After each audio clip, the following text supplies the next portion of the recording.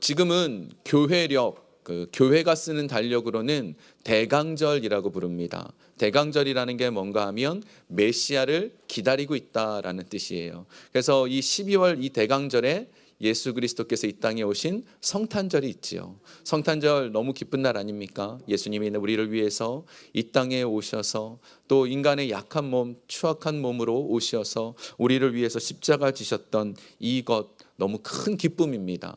그래서 마가복음 1장 1절에 보면 예수님이 이 땅에 오신 것을 복음의 시작이라고 표현합니다. 마가복음 1장 1절에 이렇게 고백됩니다. 하나님의 아들 예수 그리스도의 복음의 시작이라. 지금 제가 준비한 영어 성경에는 굿뉴스라고 되어 있지만 다른 어떤 성경에는 굿뉴스라는 말 대신에 복음, 가스펠이란 말이 포함되어 있어요. 근데 이 굿뉴스라는 말이 훨씬 더 정확합니다. 예수님이 이 땅에 오신 것은 굿뉴스예요. 좋은 소식이기 때문에 우리 모두에게 진짜 좋은 소식입니다. 이 굿뉴스라는 것은 우리의 인생을 바꿀 만한 소식이란 뜻이에요. 우리가 예수님을 알게 되는 것, 인생이 바뀔 만한 일입니다. 저는 문득 가끔 그런 생각 해봐요. 제가 만약 예수님을 안 믿었다면 어떤 삶을 살고 있었을까? 여러분, 제가 예수님을 안 믿고 있었으면 어떤 삶을 살고 있었을 것 같으세요? 당연히 목사는 안 됐을 거고요. 저도 술 엄청 좋아했을 것 같고요. 친구 엄청 좋아했을 것 같고요. 12월 내내 놀러 다녔을 것 같고요. 교회도 안 다니고 당연히 그랬겠지요. 예수님이 계셨기 때문에 제 인생은 완전히 바뀌었습니다. 그래서 예수님의 우리 가운데 임하신다라는 그 좋은 소식, 굿뉴스는 인생을 바꿀 만한 일이에요. 원래는 이 좋은 소식, 굿뉴스라는 이 말은요, 이 당시 로마 사람들은요, 황제한테 썼습니다. 황제 가이사 아구스토라는 사람이 처음 썼는데 그 사람이 태어나고 그 사람의 황제가 된 게 우리에게 굿뉴스라는 거예요. 왜 그랬는가 하면 그때는 나라와 나라끼리 전쟁을 많이 벌이잖아요. 그래서 나라와 나라끼리 전쟁에서 나라가 만약에 지면 상대방 나라한테 노예가 되는 거예요. 모든 것이 없어지고 노예가 되는 거예요. 근데 가이사 아구스토라는 그 황제가 왕이 되어서 나라들과 전쟁을 할 때마다 이겨서 우리는 자유를 누리고 있습니다. 모든 걸 누리고 있습니다. 황제가 있는 것이 굿뉴스입니다. 그래서 그때 쓰던 단어예요. 근데 우리 예수 믿는 사람들이 곰곰이 생각해 보니까 가이사 아구스토가 온 게 굿뉴스가 아닌 거예요. 그 사람이 온 거는 그건 인간적인 거고 예수님이 이 땅에 오신 게 진짜 좋은 소식이다라고 해서 그때부터 예수 믿는 사람들도 굿뉴스라는 말을 쓴 거죠. 복음. 우리 옆에 분에게 인사하겠습니다. 예수님께서 당신을 위해서 오셨습니다. 우리 이렇게 인사 한번 해볼까요? 그래서 이 예수님을 메시아라고 불러요. 이 메시아라는 말은 히브리어입니다. 히브리어. 그 헬라어로는 그리스도라고 부르죠. 그래서 예수 그리스도라고 부르는 건 헬라어고요. 메시아라고 부르는 건 히브리어예요. 근데 이 메시아라는 말의 원래 뜻은 기름 부음을 받은 자라는 뜻이 있습니다. 오늘 본문에 나와 있는 거죠. 우리 61장 1절 본문 함께 좀 읽어보겠습니다. 시작. 주 여호와의 영이 내게 내리셨으니 이는 여호와께서 내게 기름을 부으사 가난한 자에게 아름다운 소식을 전하게 하려 하심이라. 나를 보내사 마음이 상한 자를 고치며 포로된 자에게 자유를, 갇힌 자에게 노임을 선포하며. 아멘. 예수님이 이 땅에 오신 굿뉴스 오늘 세 가지가 나옵니다. 그 첫 번째로는 이 땅에 오셔서 우리로 하여금 좋은 소식을 전해 주신다라는 겁니다. 원래 이때는요, 기름 부음 받은 사람은 딱 세 부류만 기름 부음을 받을 수 있었어요. 성경에 보면 첫 번째로는 선지자, 두 번째로는 제사장, 세 번째로는 왕. 근데 지금 예수님은요, 메시아이신 예수님은 선지자로도 제사장으로도 왕으로도 오신 분, 이 세 가지로 같이 갖추신 분입니다. 그 첫 번째 선지자로 오셨을 때 전해주신 것이 하나님의 좋은 소식이라는 겁니다. 아까 말씀드린 굿뉴스인 거죠. 이제 2025년 얼마 안 남았어요. 여러분 2025년엔 어떤 좋은 소식이 들렸으면 좋겠습니까? 만약에 아이가 없는 분이라면 아이가 생겼습니다. 정말 좋은 소식일 거예요. 직장을 구하고 있는 분이라면 좋은 직장 들어가는 거 정말 좋은 소식일 거예요. 몸이 아픈 분이라면 그 아픈 게 깨끗하게 나았습니다. 진짜 좋은 소식일 거예요. 진지하게 안 들으셔도 돼요. 꿈을 꿨는데 우리 성도님 중에 한 분이 암에 걸리셨대요. 근데 그 암이 절대 고치지 못할 암이라는 거예요. 성도님들과 함께 열심히 기도했는데 꿈에서 나았어요. 아주 깼는데 기분이 너무 좋은 거예요. 우리 성도님 중에는 암에 걸리신 분은 없지만 그냥 너무 좋은 거예요. 그래서 이런 소식이 자꾸 들리는 거 굿뉴스 아닙니까? 그런데 오늘 그 예수님께서 말씀하시는 것은 이 좋은 소식이 선포되어지는데 누구에게 선포되어지느냐? 가난한 사람에게 선포되어진다라고 돼 있어요. 가난한 사람. 이 가난하다라는 건 물질적으로 어렵다, 가난하다는 그런 게 아니고요.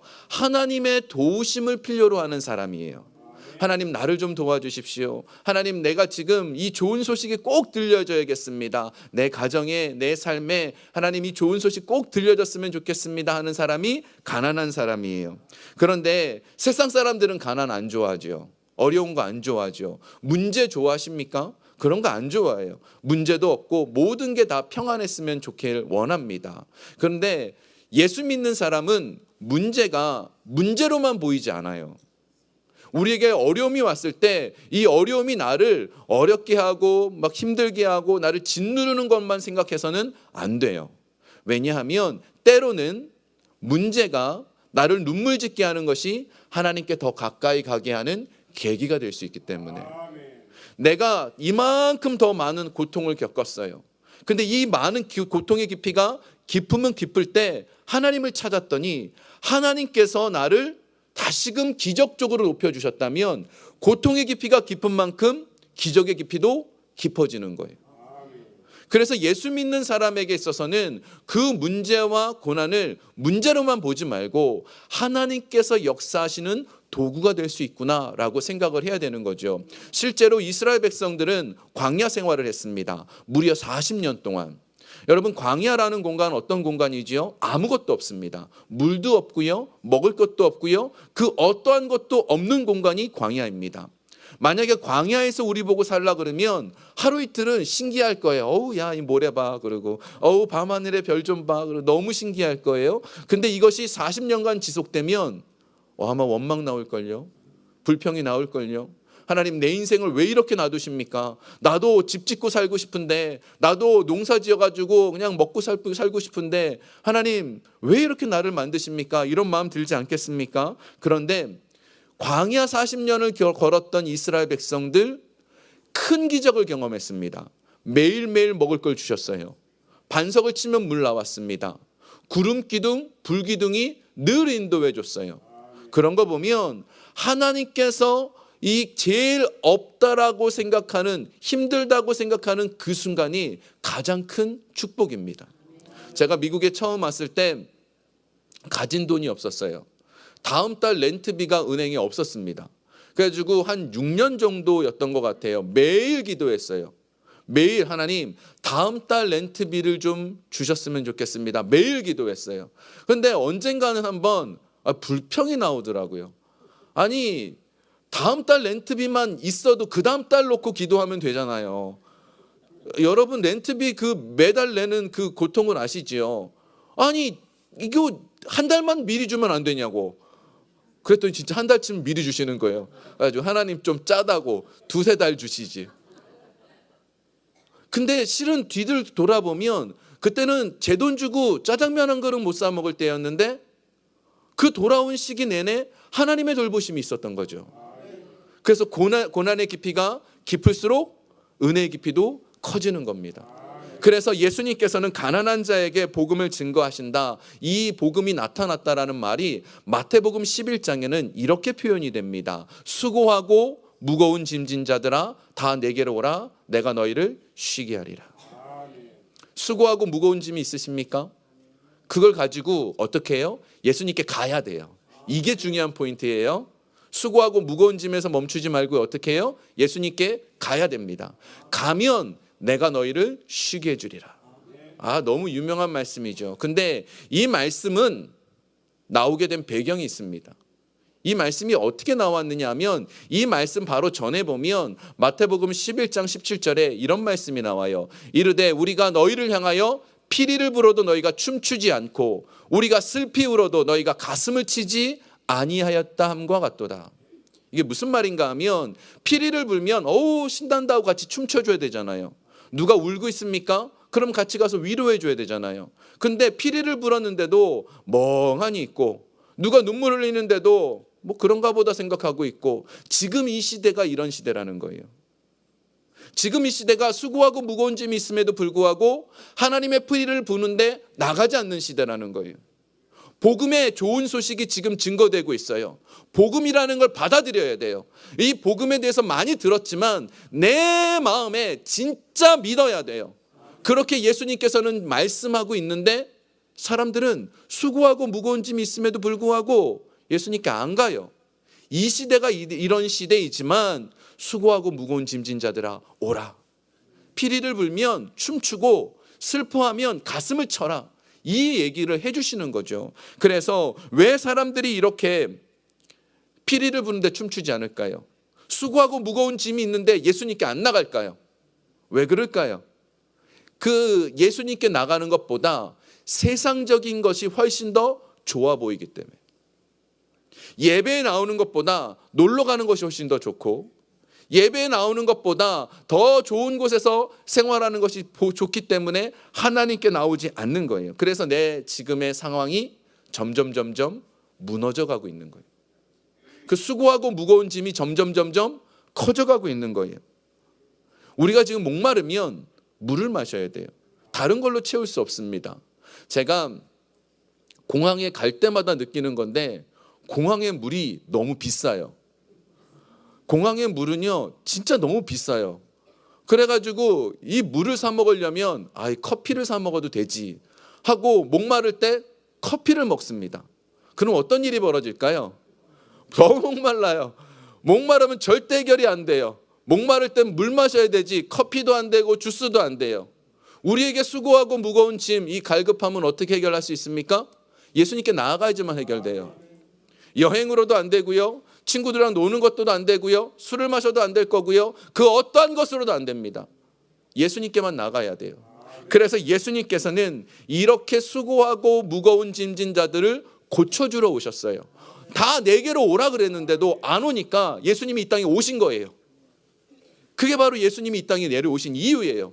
말을 해도 못 알아들으니까 직접 오셔서 전해주신 것이죠. 이것이 오늘 두 번째 예수님이 이 땅에 오신 복음의 이유입니다. 제사장으로서 마음에 상한 것을 해결해 주시기 위해 오셨어요. 우리 다시 한번 이사야 61장 1절을 한번 볼까요? 한번 다시 한번 읽어보겠습니다. 주 여호와의 영이 내게 내리셨으니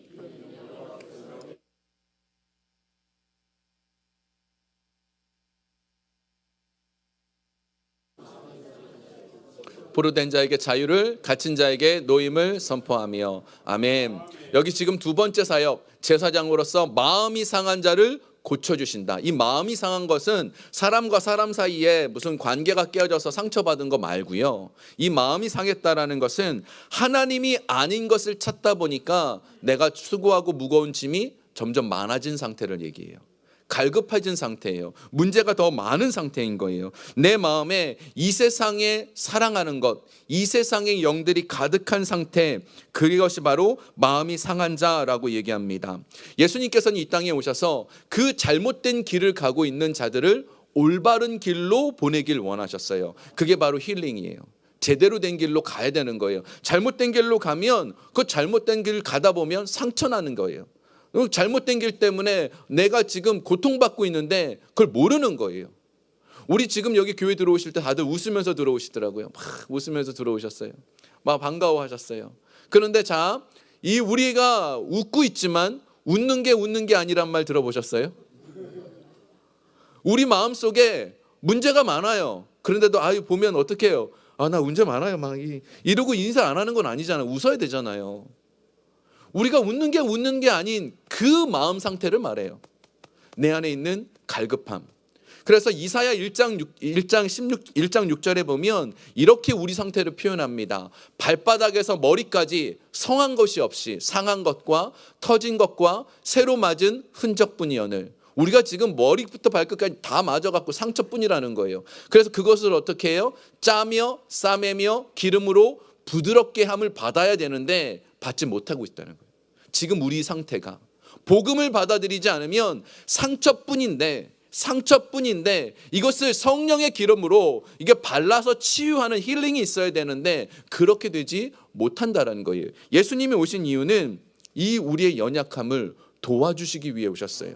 그래서 히브리서 4장 16절에 보면 우리에게 있는 대제사장은 우리의 연약함을 동정하지 못하실 리가 아니요 모든 일에 우리와 똑같이 시험을 받으시니로되 죄는 없으시니라. 우리의 연약함을 잘 아시는 분이 이렇게 말씀하십니다. 16절에 그러므로 우리는 긍휼하심을 받고 때를 따라 돕는 은혜를 얻기 위하여 은혜의 보좌 앞에 어떻게 해요?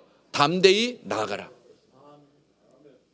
예수 그리스도 앞에 나아가고 은혜의 보좌 앞에 나아가면 수고하고 무거운 짐은 해결받습니다. 우리 지금 이 시간 교회에 나온 게 은혜의 보좌 앞에 나온 게 아닙니다. 지금 마음을 열고 예수 그리스도께서 날 위해 십자가를 지시고 날 위해 부활하시고 날 위해 다시 오신다라는 것을 진심으로 믿으려고 노력하는 것이 은혜의 보좌 앞에 나가는 거예요.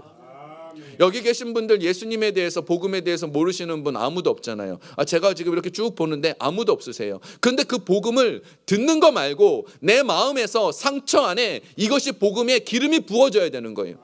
그래서 예수님이 나를 살리시고 나의 문제를 해결한다라는 확신을 가져야 되는 것이 필요하죠. 그럼 마지막 세 번째로 왕으로서 예수님이 이 땅에 와주셨어요. 그게 뭔가 우리가 포로되어 있는 노예 생활하고 있는 것에서부터 자유롭게 만들어주시는 겁니다. 우리가 노예인가요? 우리는 지금 그럼 이 부분은 넘어가도 되겠죠? 아닙니다. 우리는 노예입니다.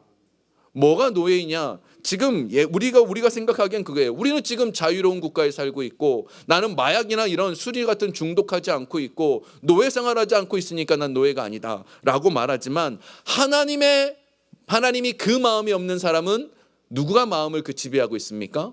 마귀가 지배하고 있는 거예요.